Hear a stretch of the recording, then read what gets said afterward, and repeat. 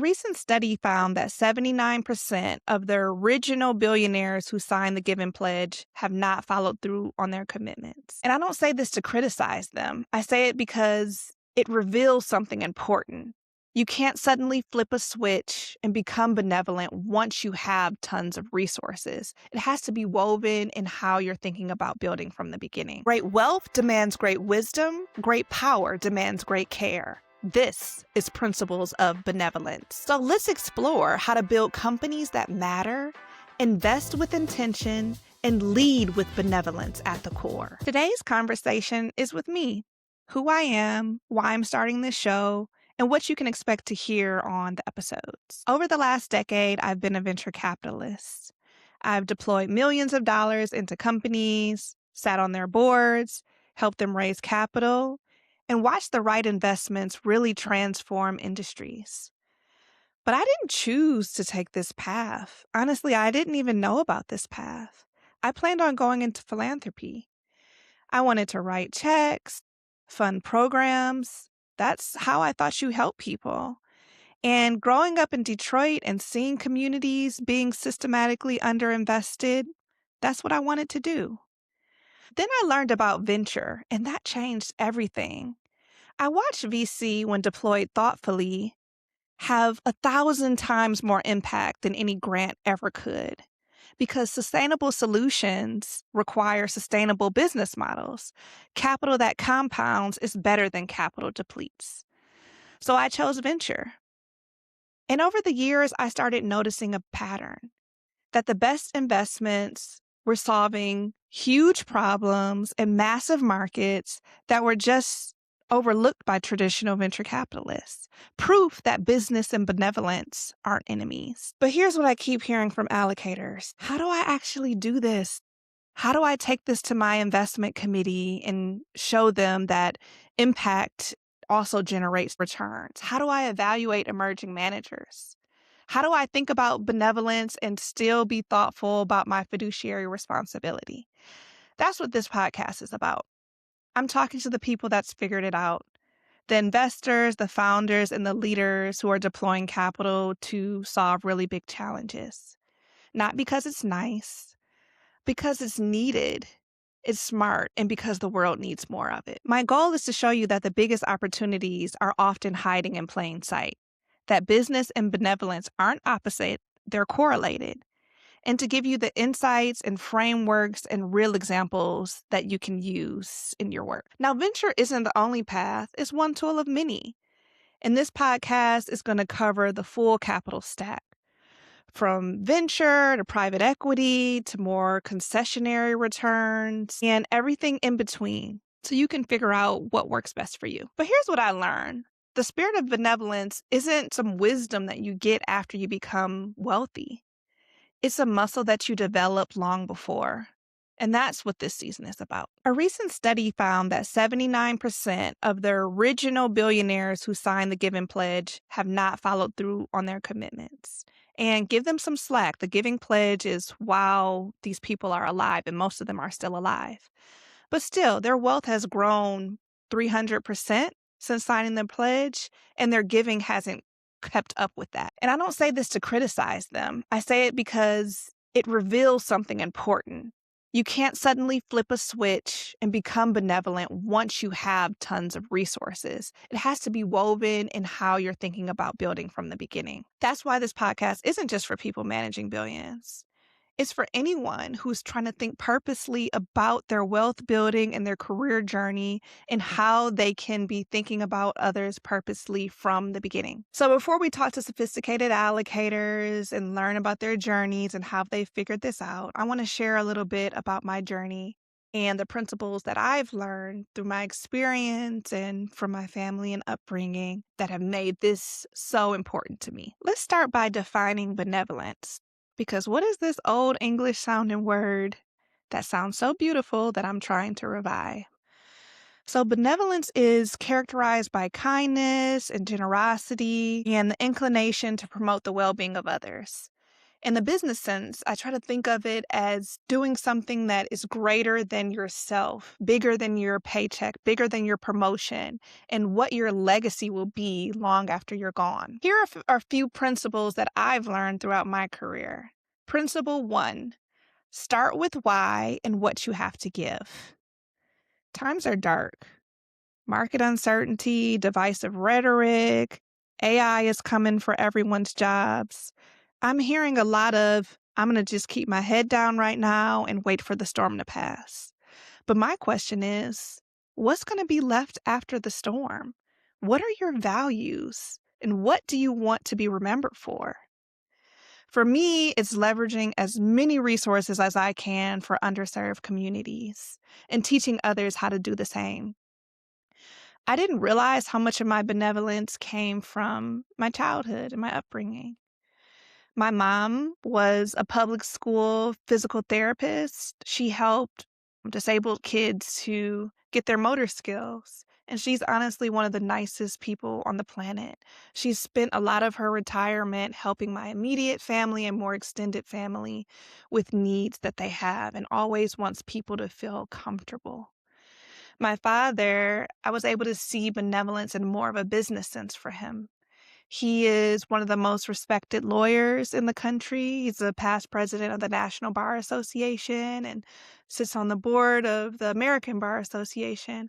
But he's never been very showboaty about the titles that he's had. He's always used it in service of others. I can remember growing up, him volunteering at election protections to protect people's right to vote and letting them know their rights at the polls, and also leading a leadership academy for younger lawyers as they develop in their careers. My parents showed me that benevolence isn't something that you do on the side. It's something that you weave into your work and the core of who you are. Growing up in Detroit, I was always in magnet schools that you had to test into. And there was always an us versus them mentality. Get good grades or you'll get sent to your neighborhood school, which was code for educational ruin. I wanted to escape that and get as far away as possible. I went to Howard for undergrad, I majored in finance, and I worked at Google. And I realized that there were so few people that looked like me back in Silicon Valley in 2010. And I started to think, man, I really miss them. Where are they? Why are there only 30 of us in a sea of 10,000 at Google's headquarters? I realized there wasn't much difference between me and them. I was just provided access, resources, education, and a path to surpass the gatekeepers. Yes, I wanted to be wildly successful, but I made the decision that I wasn't going to forget about them. I moved back home to Detroit and I helped to build a charter school from the ground up. From there, I went to business school and learned about venture so that I could leverage venture capital to solve the world's largest problems. Starting with why is often the easiest step because most of us know it in our core. It's connected to a lived pain, an unbalanced system, or just a desire to be a part of the solution. But knowing your why is only half the equation.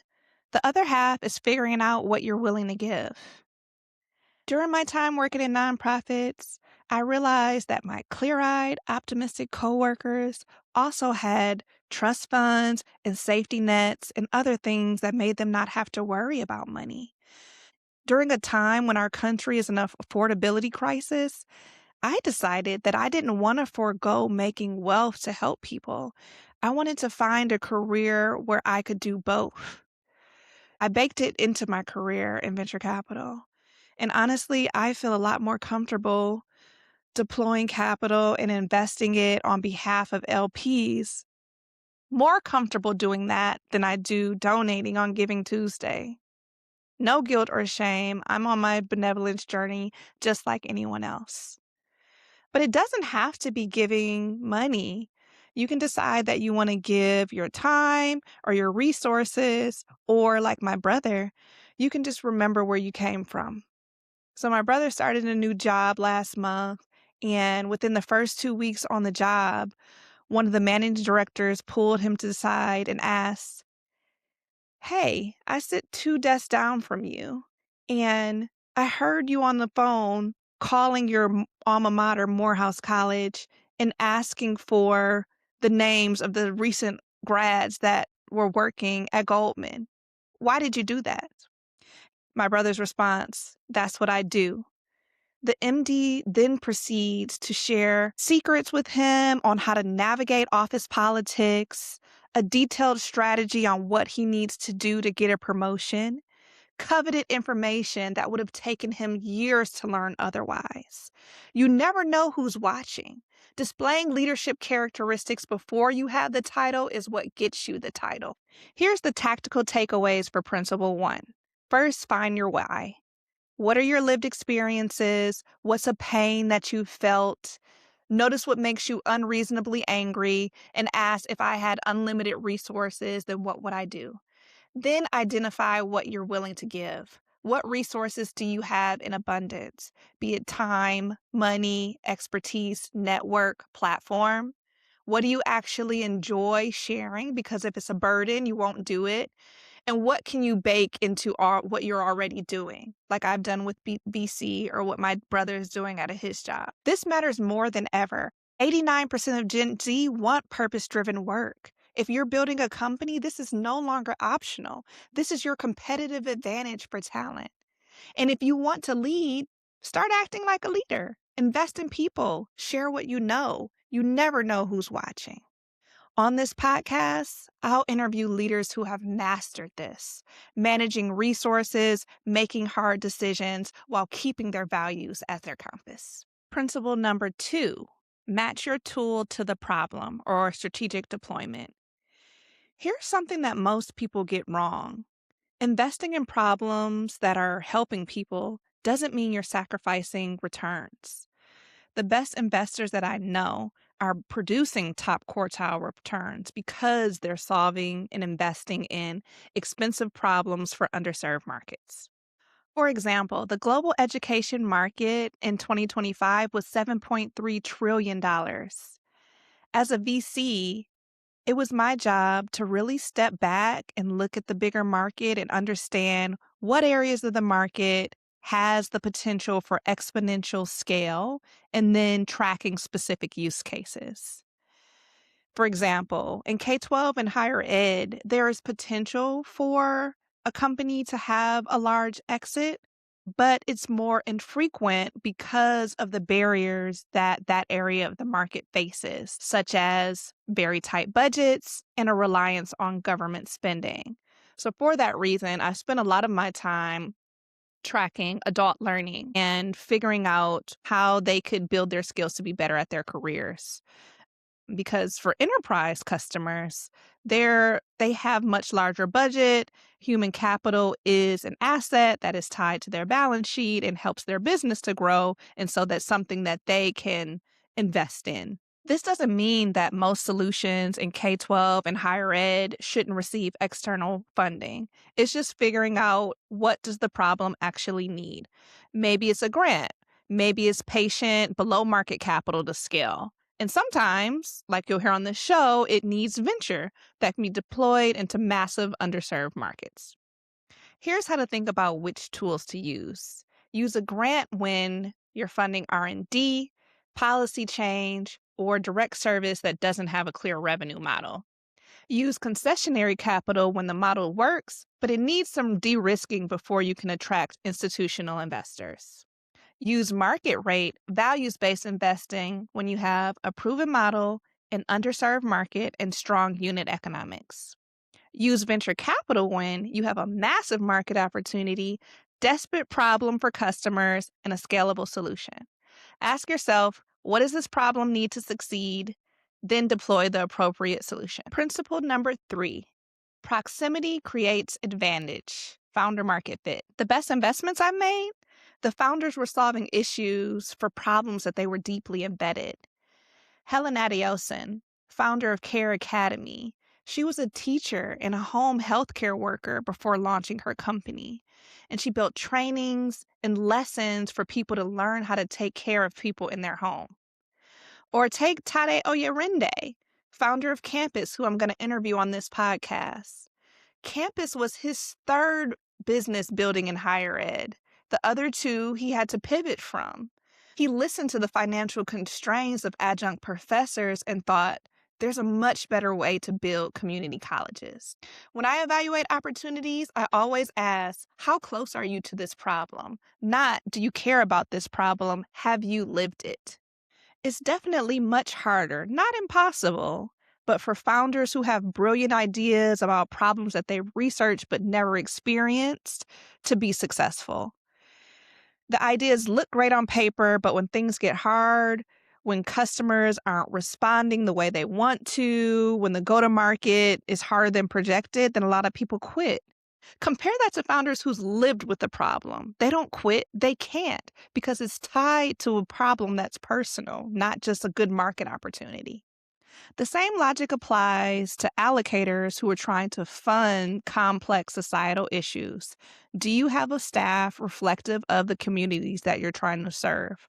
Are the organizations that you're funding, do they have people that have lived with the problem? Throughout my career, I've done a lot of consulting for Fortune 500 companies, family offices, and endowments that are doing innovation for large societal challenges. I oversaw a grant for the Rockefeller Foundation in 2017, and I designed a program that was connecting diverse entrepreneurs to angel investors in DC. But I didn't just run the program myself. I partnered with Melissa Bradley, a leading investor and Georgetown business professor who was deeply embedded in the community. She knew the entrepreneurs, she knew the ecosystem, and the specific challenges. Proximity made the program work. The next year, UBS continued this pilot in 3 more cities, Atlanta, Chicago, Philadelphia. And in each of these places, I partnered with a local entrepreneur support organization to help facilitate this work. This was meaningful for a few reasons. I paid these leaders from the RFP funding that we received from these foundations. But not only that, I was able to broker relationships between these entrepreneur support organizations on the ground and these larger foundations in hope that they could continue relationships and continue to get funding from them. If you're building, ask yourself, have I lived this problem? If not, go get proximity. Not surveys, lived experience, spend months, not just days. If you're investing or funding, ask yourself, is this team reflective of the communities that they're serving? If the answer is no, then you probably need to dig deeper into why they are the team that are going to win in this space or best positioned to carry out that program. Principle number 4, move with conviction. Once you know your why, understand the tools, and find your proximity, it's time to move with conviction. No wavering, no retreating when it's out of favor. What's been most disheartening is watching companies and funders retreat from commitments they've made because it's politically inconvenient. The work is the work. It needs to get done, period. I'm going to always leverage resources for underserved communities because the wealth disparity is my why. I'm interviewing people who have deeply held beliefs about how the world should be, and they're acting on it.